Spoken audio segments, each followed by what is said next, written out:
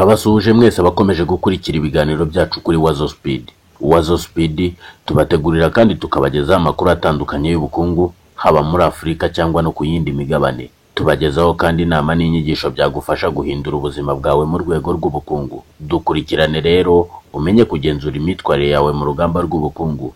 Ntiwibagirwe gukora subscribe kugira ngo ujye ushobora kubona ibiganiro byacu bya buri munsi. Agaciro k'umurimo muri Afurika. Agaciro k'umurimo mu bihugu bya Afurika kimwe mu bishobora cyangwa bikarinda ubukene bwa karande. Umurimo ni iki?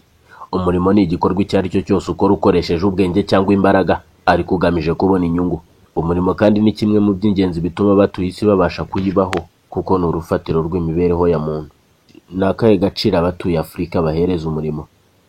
Ubusanzwe indangagaciro z'akazi ka buri muntu uwo ari we wese ni agace k'imyizerere n'ibitekerezo bijyanye n'ako kazi akora. Mu rwego rwo guhereza agaciro umurimo, hari amahame y'ibanze agomba kugaragara nibura mu kazi ka buri munsi dukora.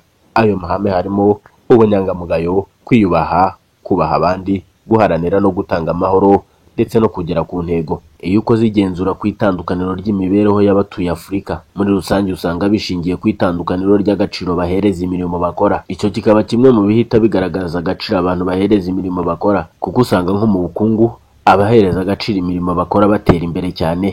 Bamwe babisuzugura bakabyima agaciro, bagahorana ubukene bwa karande cyangwa se imishinga yabo igahorana isura idahinduka. Ni izihe ngaruka zo kutamenya agaciro k'umurimo?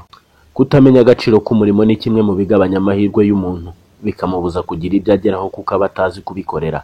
Uzasanga hari abantu benshi bafite imirimo bakora ndetse kandi banafite inyota yo kugera ku nyungu zabyo, bakamara igihe kirekire bakora bategereje inyungu, gusa ugasanga nta mpinduka mu byo bakora. Kutamenya agaciro k'umurimo bizatuma umurimo ukora iteka uzahora mu isura imwe, yaba muri rubanda cyangwa se mu bawuboneraho inyungu.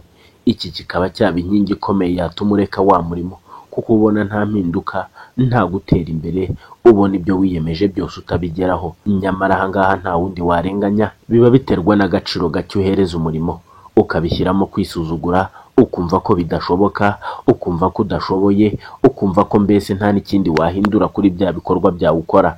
Ibyiza byo kumenya agaciro k'umurimo. Kumenya agaciro k'umurimo ni kimwe mu bishobora gutuma unahitamo neza umurimo ukora, bityo bikakuvana ku rwego rumwe bikakugeza ku rundi. Iyo umenya agaciro k'umurimo bituma umenya no gushyiraho indangagaciro zo kugenderaho mu kuwunoza.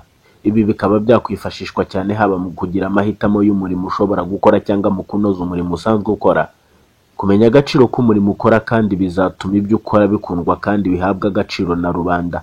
Aha bivuze ko agaciro uzahereza ibyo ukora ni nako gaciro abazakugana bazahereza ibikorwa byawe. Ibi bizatuma iterambere ryawe ryihuta kuko uzaganwa na benshi mu byo ukora. Genzura rero urebe ko ibyo ukora ubifata nk'inkingi ikomeye mu buzima bwawe, kuko gukora ni kimwe mu bikomeye bituma tubaho. Tudakoze ntitwarya kandi tutariye ntitwabaho.